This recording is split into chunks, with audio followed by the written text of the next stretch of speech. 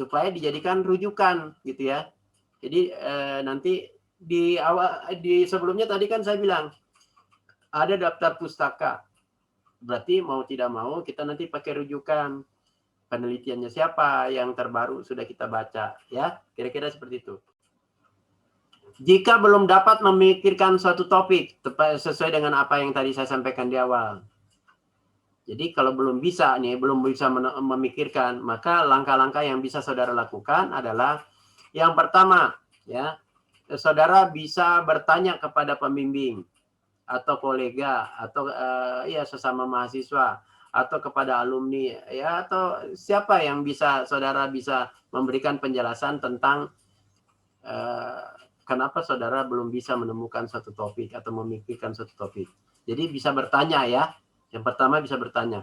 Yang kedua, bisa mengkaji hasil-hasil penelitian sebelumnya yang relevan dengan penelitian yang ingin saudara lakukan. Yang ketiga, saudara bisa mengembangkan penelitian sebelumnya. Misalnya penelitian sebelumnya dia ingin meneliti pengaruh motivasi terhadap kinerja karyawan.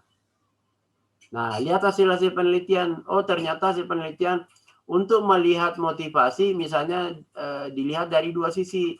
Ada motivasi eksternal, ada motivasi internal.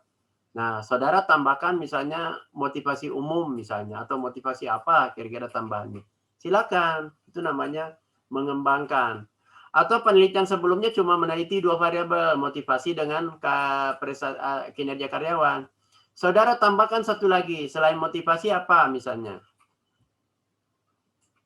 Disiplin kah? Ya, disiplin kerja misalnya. Atau otonomi atau kebebasan dalam bekerja, misalnya motivasi dan kebebasan dalam bekerja bisa meningkatkan kinerja karyawan. Silakan. Ya. Yang lain, saudara juga bisa menghubungkannya dengan topik yang diinginkan. Jadi kalau ada ketemu topik, oh ini ada topik nih, bagus nih, menarik nih. Coba ada nggak kaitannya dengan topik yang dicita-citakan? Seperti tadi siapa? Muhammad Nur ingin meneliti tentang SDM. Tapi ternyata ada topik nih yang menarik nih tentang misalnya marketing. Tapi marketing dari sisi bagaimana dia bagaimana dia memilih orang yang tepat untuk mempromosikan produknya misalnya. Oh, berarti ada kaitannya nih dengan SDM. Bisa, silakan. Yang kelima, saudara bisa memikirkan suatu judul penelitian ketika saudara memikirkan suatu topik penelitian. Artinya apa? Topik penelitian mungkin saja sama nanti judul penelitian saudara. Jadi menentukan judul sebenarnya itu ada di urutan kelima kira-kira ya, bukan yang pertama. Jadi topik yang pertama berarti judul ada di urutan kelima misalnya, seperti itu. Yang lain yang ingin saya sampaikan hari ini adalah yang keenam, mulai dari satu kutipan yang sangat menarik perhatian. Ya. Apa misalnya? Siapa yang ingin saya sapa? Menentukan kira-kira Anita Bella. Gambarnya Anita mana nih? Kemana orangnya? Kepalanya coba di ya. Mulai kira-kira pernah lihat kutipan apa yang menarik dengan dikaitkan dengan kira-kira saudara nanti ingin meneliti apa? Kalau rencana sih pengen meneliti tentang bisnis online gitu, Pak. Bisnis online. Pernah nggak lihat satu kutipan yang menarik yang berkaitan dengan itu? Quotes paling, Pak. Terus ya, kalau quotes-quotesnya, ya betul. Kutipan itu quotesnya. Misalnya apa? Misalnya contoh. motivasi dalam berbisnis. Ya, motivasi dalam berbisnis. Nah, itu nanti bisa diangkat sebagai satu kajian ya, misalnya motivasi dalam berbisnis ada nggak kaitannya dengan misalnya keberhasilan berbisnis misalnya. Jadi motivasi dikaitkan dengan keberhasilan. Jadi itu bisa mengilhami saudara untuk melihat quotes-quotes itu tadi. Kira-kira gitu ya. Jadi quotes-quotes itu ketemu ini, wah ini ada kaitannya dengan penelitian saya. Coba ambil satu quotes itu dikaitkan dengan quotes yang lain. Jadikan satu tema atau judul. Kira-kira itu ya. Ada yang ingin ditanyakan? Anissa? Anissa Maida ya. Belum ada, Pak. Belum ada. Oke. Saya lanjut yang ketujuh, menindaklanjuti prasangka-prasangka peneliti sendiri. Jadi misalnya Doni menduga bahwa ada ya misalnya menduga ya bahwa mungkin IPK itu ditentukan oleh keaktifan kita dalam mengikuti kuliah misalnya. Prasangka-prasangkanya itu bisa dijadikan suatu topik ya. Apa kira-kira yang dibayangkan? Wah, jangan-jangan apa gitu ya. Bisa Pak Rahmawati, kira-kira prasangka-prasangka apa yang kira-kira muncul di benak saudara kaitannya dengan rencana bikin proposal? Tentang masalah yang dihadapi itu kan Kang. Eva, kira-kira mau meneliti tentang apa? Tentang yang terpikirkan sih SDM, Pak. Yang Ya, tentang SDM. kinerja gitu. Kira-kira di SDM bagian apanya yang mau dilihat? Kinerja karyawan ya. Ya. Kira-kira menurut Eva apa yang mempengaruhi kinerja? Kualitas terus lingkungan kerjanya juga. Oke, nah itu maksudnya disiplin prasangka-prasangka atau itu ya. gitu. Nah itu maksudnya Eva ya, prasangka-prasangkanya mungkin lingkungan bisa mempengaruhi kinerja, itu kan dugaannya Eva misalnya. Itu yang kita maksud prasangka-prasangka ya. Atau apalagi misalnya masalah apa K3 ya maksudnya ya, K3 ya. Ada nggak dampaknya K3 itu apa? K3. Masih ingat K3? Kesehatan, keselamatan kerja karyawan. Satu lagi. Gitu Kan K-nya baru 2 tuh. Keselamatan. Apa ya? Ya. Kan K-nya 3. Tadi baru sebut 2. Satu lagi apa kira-kira? Keamanan, Pak. Ya? Keamanan. Nah, keamanan misalnya. Jadi keselamatan, keamanan sebenarnya itu 11-12 ya, tapi ada yang membedakan. Silakan aja, nggak apa-apa. Oke, kira-kira jadi ada prasangka-prasangka yang dari peneliti sendiri gitu ya. Oh, jangan-jangan kinerja itu dipengaruhi oleh misalnya gitu ya. Itu prasangka-prasangka itu bisa dijadikan hipotesis. Apa Sofia yang dimaksud dengan hipotesis?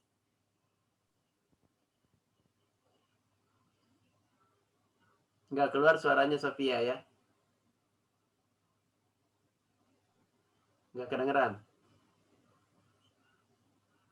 Giovanni Muharam. Nggak kedengeran suaranya Sofia, jadi saya lempar ke yang lain. Damara. Apa kira prasangka-prasangka yang berkaitan dengan SDM di perusahaan? Mungkin ketidaknyamanan karyawan, Pak. Ketidaknyamanannya? Dalam aspek material mungkin. Ya, misalnya yang mau dilihat apanya? Misalnya kualitas kehidupan kerjanya kah? Atau lingkungan kerjanya? Atau apanya yang mau dilihat?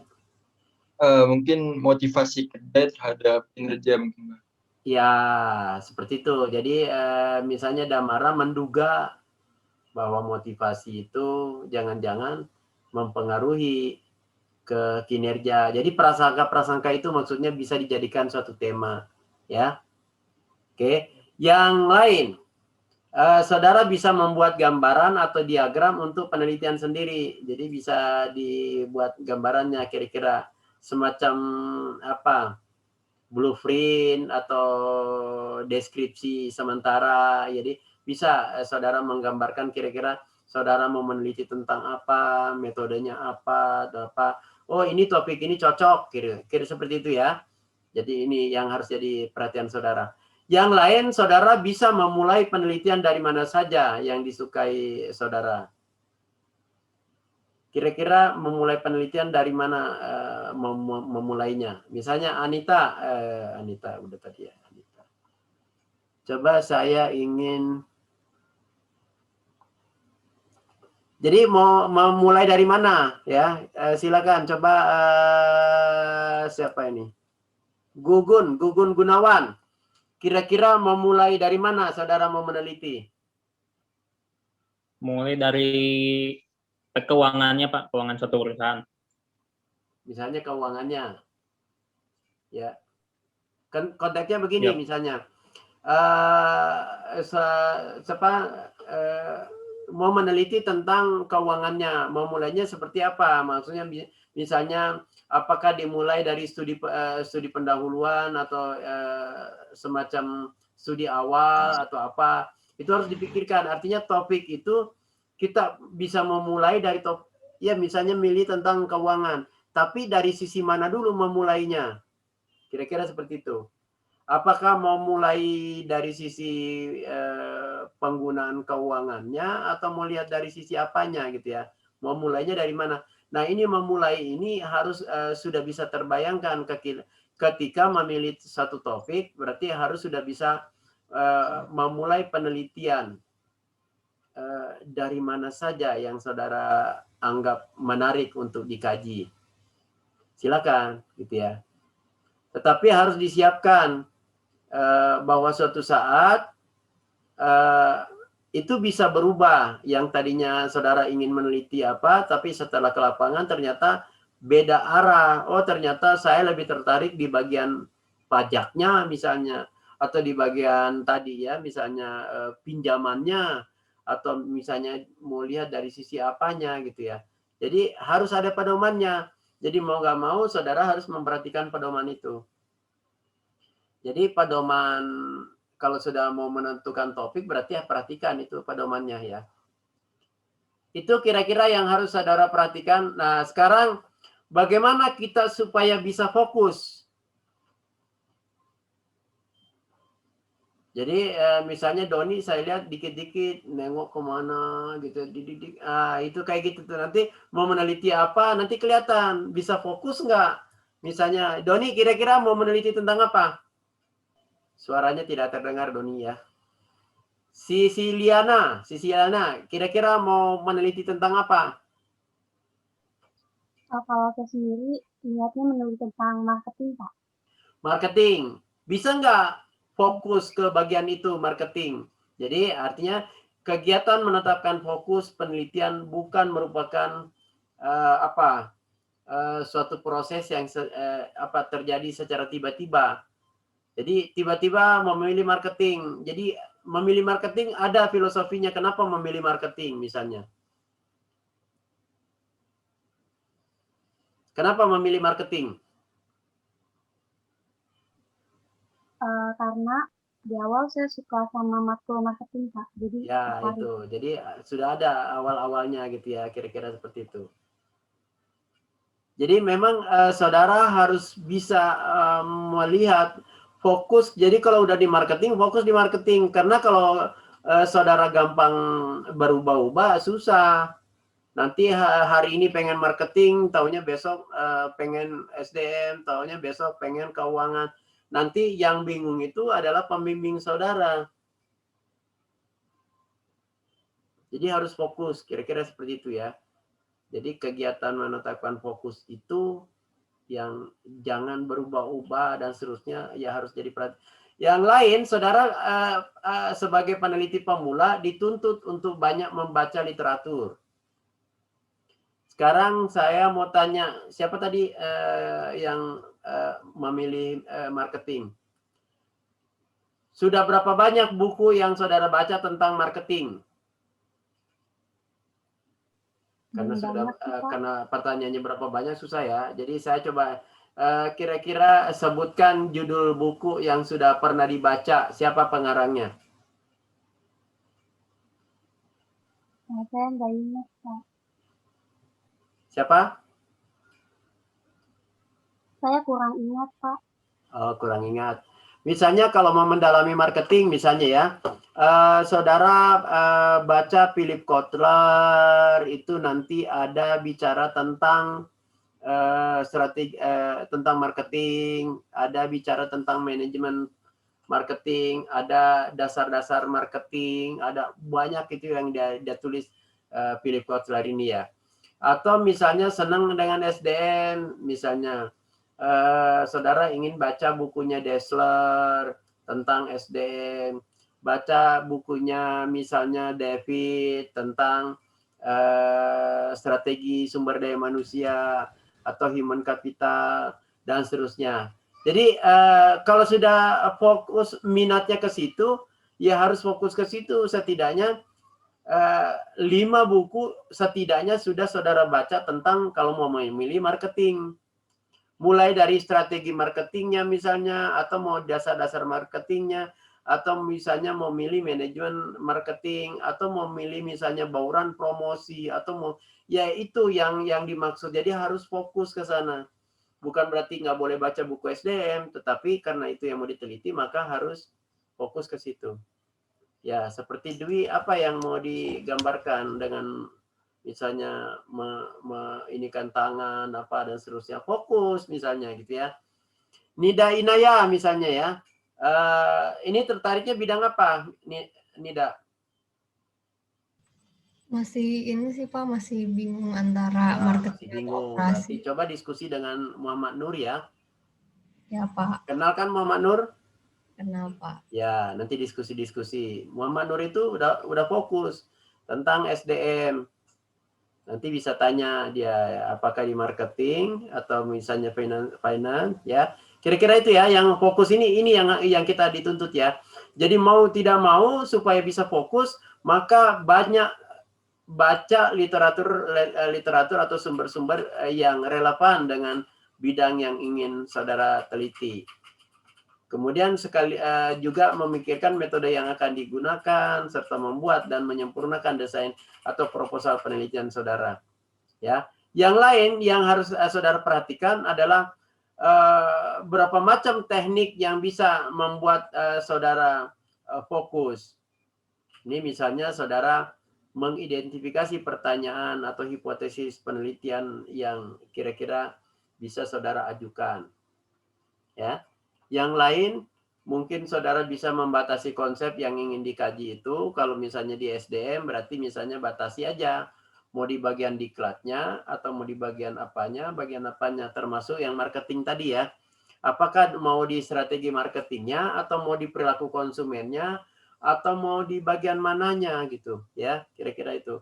Yang lain, saudara harus bisa mengaplikasikan model-model penelitian. Jadi artinya, bikin aja sketsa bagaimana kalau motivasi diarahkan panahnya ke kinerja, bagaimana kalau misalnya motivasi diarahkan ke loyalitas, bagaimana kalau ini, jadi bikin aja skema-skemanya, kira-kira model-modelnya seperti apa. Itu ya, setidaknya bisa saudara bayangkan. Yang lain, ini nomor 3 tentu dikaitkan dengan nomor 4. Yang membuat sketsa besar atau proposal penelitian, yang membuat misalnya ya riset-riset kecil aja dulu mau dilihat dan seterusnya ya. Oke. Yang lain silakan saudara bisa melakukan misalnya uji coba penelitian. Misalnya saudara bikin beberapa pertanyaan yang berkaitan dengan misalnya di kelas saudara nih ada berapa nih? Saya coba lihat ada 26 orang. Nah, dari 26 orang ini kira-kira saudara ingin membuat satu kesimpulan umum. Bagaimana pandangannya dia atau persepsinya teman-teman yang ada di sini. Misalnya mengenai strategi SDM yang dilakukan misalnya PSDKU Pangandaran misalnya.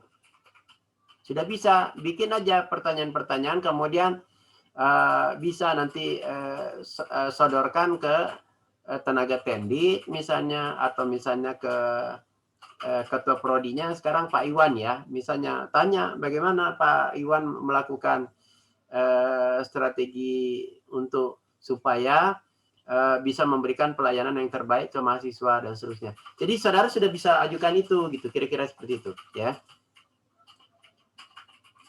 Yang lain, saudara bisa juga nanti memperhatikan studi. Jadi melakukan studi awal yang saya maksud tadi adalah kecil-kecilan aja dulu ya, kecil-kecilan aja dulu.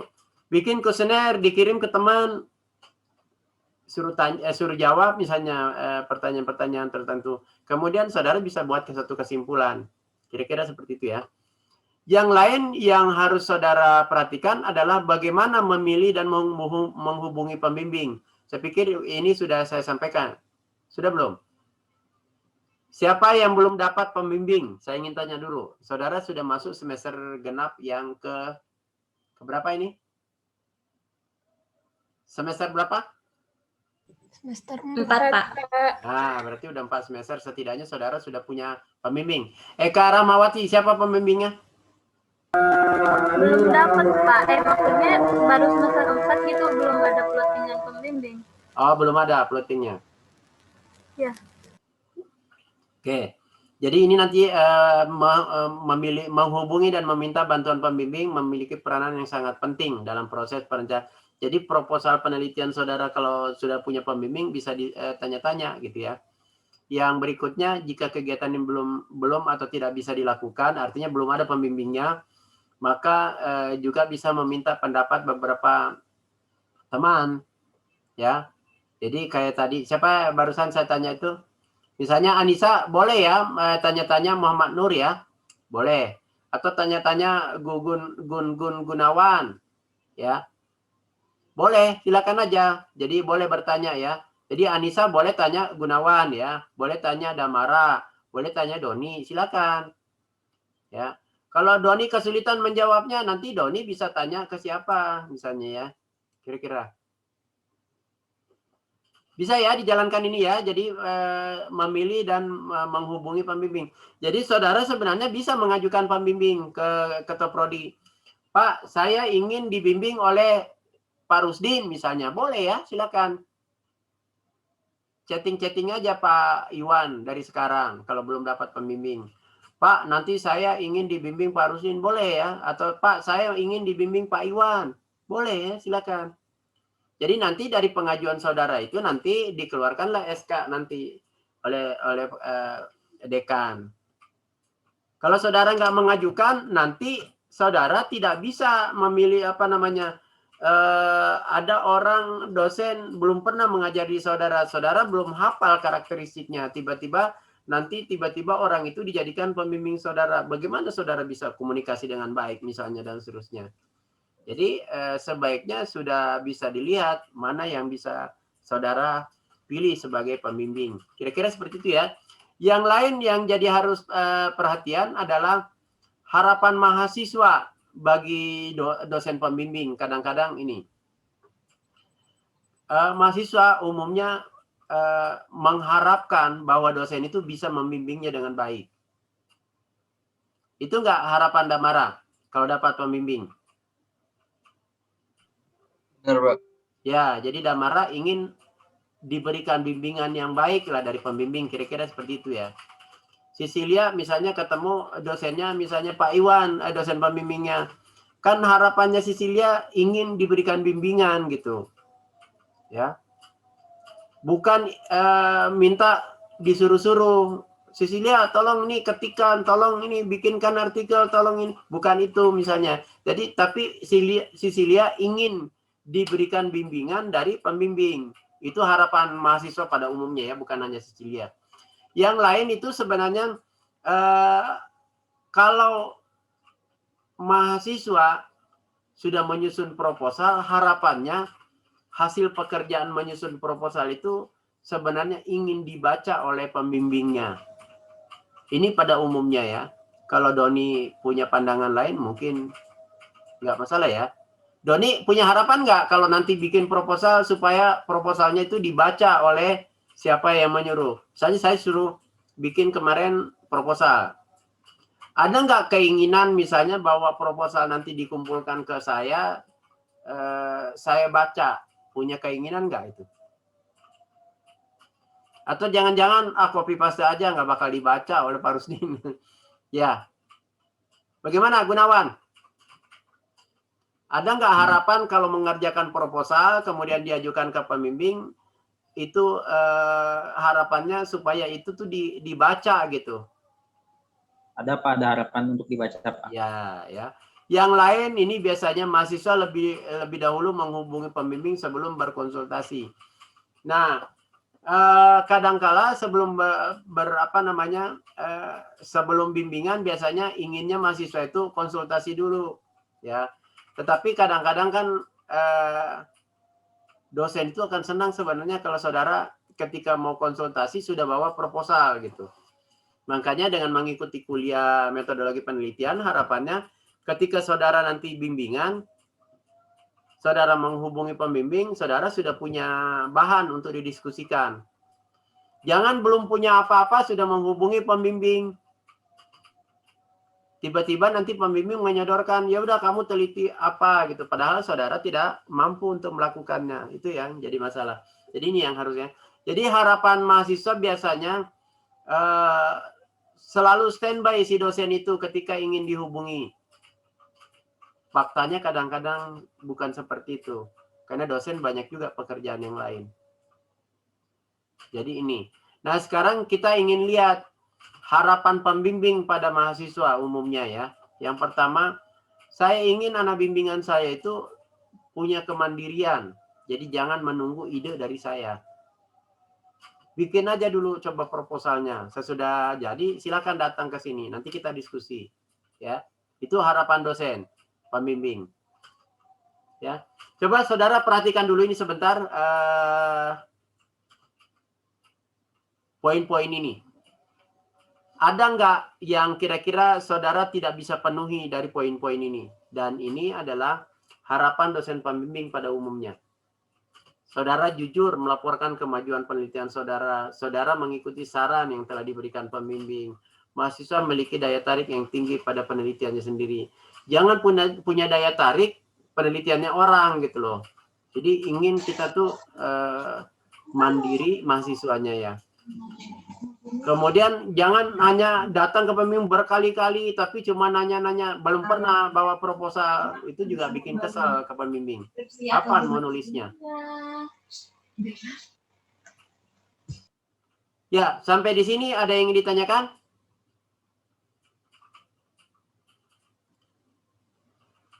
Nah, saya ingin sudah jam 3:10.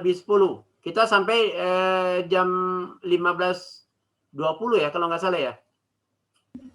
15.30 Pak. 30. Jadi kita hanya tinggal beberapa menit lagi. Ya, kalau tinggal beberapa menit lagi saya selesaikan aja dulu sedikit ini ya. Jadi 5 hal penting dalam menetapkan masalah penelitian. Yang pertama, kenyataan yang saudara pikirkan, misalnya ambil dari data sekunder, yang senang keuangan ya, ambil dari laporan penyelia. Ini poin-poin yang harus saudara perhatikan. Ya, saya pikir ini masih nyambung dengan yang sebelumnya. Silakan aja. Oke, jadi ketika ingin menentukan masalahnya, topiknya kan sudah tadi ya, yang lain sudah. Sekarang menentukan masalahnya ini. Jadi saudara harus bisa menunjukkan bahwa saudara khawatir kalau penelitian saudara itu tidak dilakukan akan terjadi sesuatu atau ada efek apa yang kira-kira. Jadi saudara harus bisa menunjukkan kekhawatiran saudara. Ya. Apa yang akan mengganggu gitu ya kalau misalnya penelitian saudara tidak dijalankan. Ya. Ini 5 poin ini perlu saya pikir jadi perhatian. Yang lain apa yang saudara maksud dari identifikasi masalah saya sudah singgung tadi, tetapi kita sepahami dulu pengertiannya bahwa masalah ditetapkan dengan kalimat pernyataan. Ya. Kemudian masalah disebut juga pernyataan masalah atau problem statement. Kemudian penetapan masalah disebut juga ini ya, problem setting. Agar masalah itu terkesan perlu dijawab, biasanya perumusan masalah dalam bentuk pernyataan ini diubah ke dalam bentuk pertanyaan. Nah, sekarang saya ingin tanya dulu nih. Ya, Nana Heriana, coba identifikasi suatu masalah dalam bentuk pertanyaan. Contohnya bagaimanakah penerimaan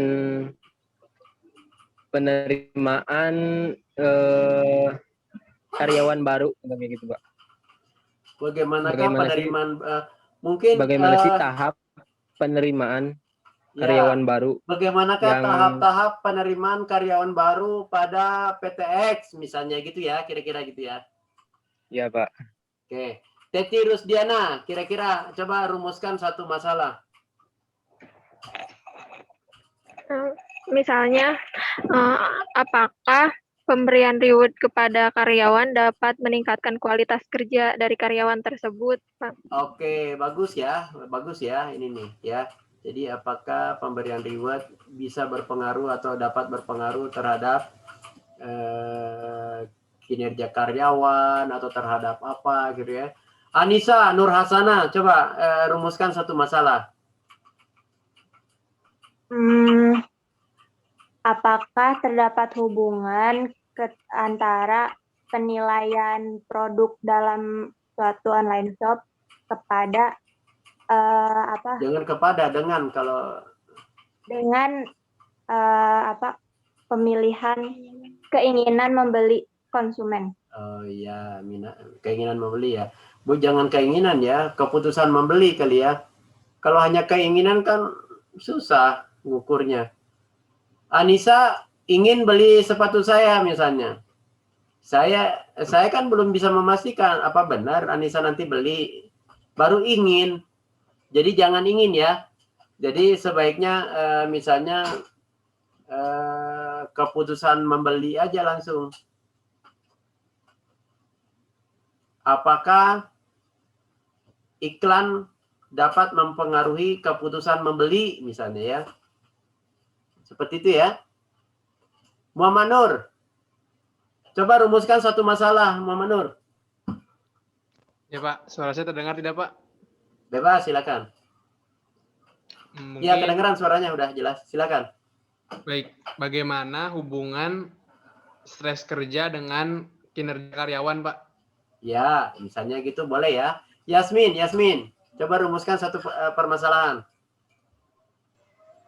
Bagaimana pola komunikasi yang dipilih oleh pemasar akan berdampak kepada keinginan keputusan pembelian? Keputusan membeli ya.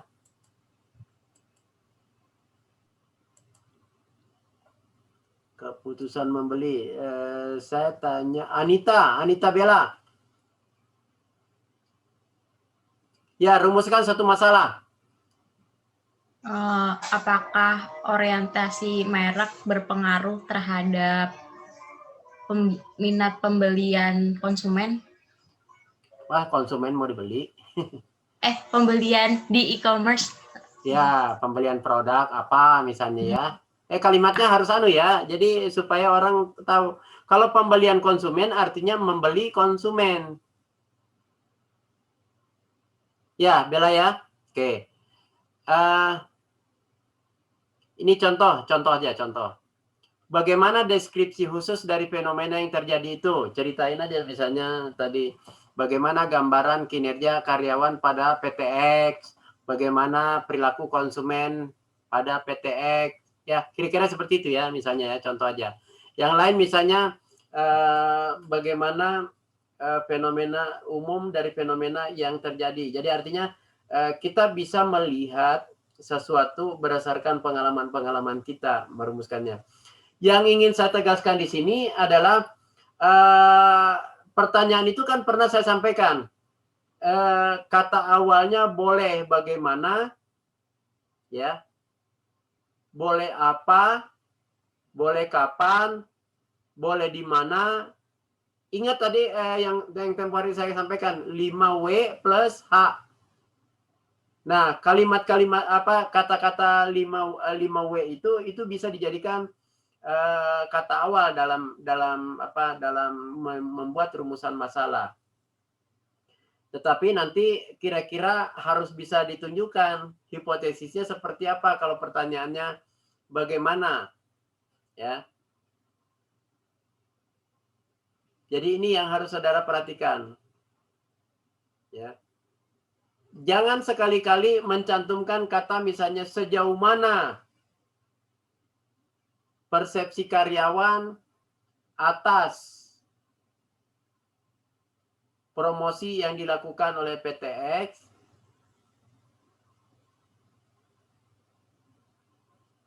terhadap keputusan membeli produk X di atau pada PT X misalnya. Kira-kira seperti itu ya. Jadi ini yang harus saudara perhatikan. Nah, sekarang itu tadi identifikasi. Sekarang rumusan masalah. Ini perumusan masalahnya ya. Karena masalah ada penelitian yang diidentifikasi tadi, yang sebelum tadi kita, baik dalam bentuk problem statement maupun dalam research question, masih bersifat umum. Jadi identifikasi itu sifatnya umum. Nah, secara khususnya ini.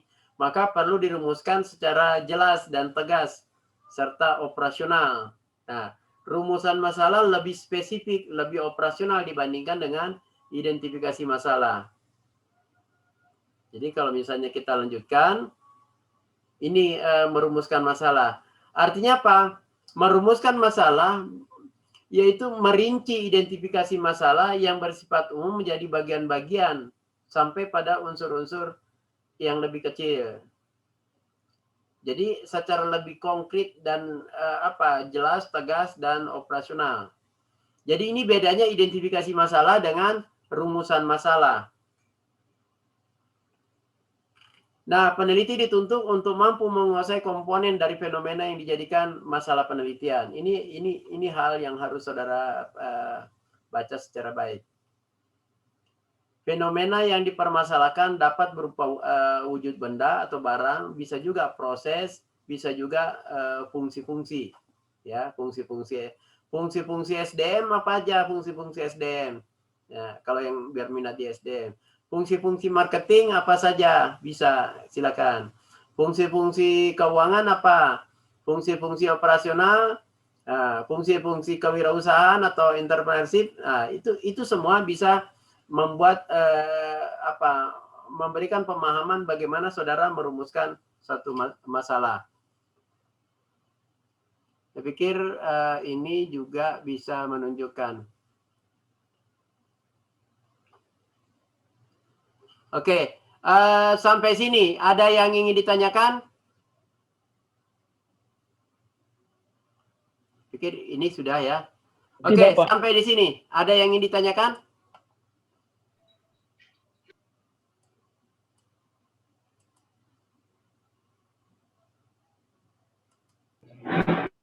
Ya, silakan kalau ada yang ingin ditanyakan. Pak, Saya, Pak. Ya, silakan. Siapa dulu? Ya, ini aja dulu. Pak, mau boleh, nanya kan silakan. tadi tuh ada penelitian yang kelompok. Nah, kalau untuk penelitian kelompok, nanti dibuat skripsinya tuh judulnya harus berbeda setiap orang dalam kelompoknya gitu, Pak. Pilih di antara misalnya 5 orang nih, misalnya saya sebut misalnya ya, Geopani, Anissa, punya judul kan masing-masing 5 orang misalnya. Nah, 5 orang ini nanti diskusi, ajukan argumentasi masing-masing penelitiannya, proposalnya ya. Kan saya sampai proposal nih, jadi proposalnya kan. Kemudian nanti saudara dibimbing ini oleh Pak Iwan. Pak Iwan minta laporan penelitian berdasarkan proposal yang sudah disusun. Nah, di antara anggota itu punya proposal masing-masing. Nah, proposal ini nanti saudara diskusi. Misalnya satu kelompok itu 5 orang. Saya sebut saja misalnya tadi Giovanni, Gun-Gun, Larasati, Yasmin. Kemudian berargumen. Siapa yang bagus proposalnya, itulah nanti yang dijagokan di kelompok itu, bikinlah hasil penelitiannya. Ngerti nggak maksudnya? Jadi untuk skripsinya nanti tetap pakai judul Punyanya masing-masing. sendiri, ya jangan punya kelompok. Ya. Tapi jadi yang kelompoknya itu hanya penelitiannya saja ya, Pak? Hanya tugas untuk ini, tugas untuk di metodologi penelitian ini, kan tugasnya itu bikin proposal, berarti masing-masing. Nanti di kelompok itu pilih salah satu yang dijagokan di dalam kelompok itu, bikin penelitiannya dan buat laporannya. Baik, saya kalau tidak ada pertanyaan, sambil menyusun proposal, saudara cari artikel yang berkaitan dengan proposal saudara. Misalnya saudara tertarik dengan SDM. Nah, cari artikel yang terkait dengan itu.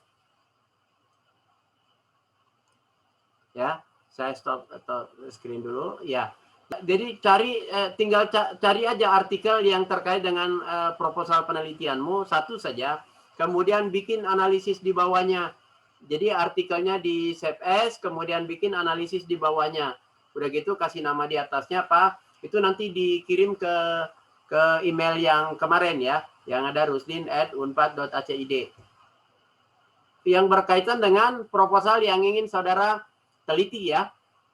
Satu artikel aja, nggak usah banyak-banyak, satu aja. Kalau misalnya judulnya misalnya pengaruh motivasi terhadap kinerja, nah cari dulu artikel yang berkaitan dengan itu. Kira-kira seperti itu ya. Sambil saudara menyusun proposal ya, sambil menyusun itu, kemudian kalau sudah selesai itunya, kirim paling lambat berarti hari Kamis ya. Paling lambat saya terima di emailnya itu. Kemarin ada yang mengerjakan tugas sesudah perkuliahan sudah selesai baru ngirim tugas. Jangan ya. Jadi jangan telat. Oke. Kita akhiri perkuliahan ini dengan ucapan alhamdulillah, mudah-mudahan ilmunya bermanfaat dan bisa kita praktekkan sama-sama. Assalamualaikum warahmatullahi wabarakatuh. Nah, di awal saya sampaikan bahwa ini konteksnya adalah metode penelitian berdasarkan dengan pendekatan kuantitatif. Maka formatnya seperti ini.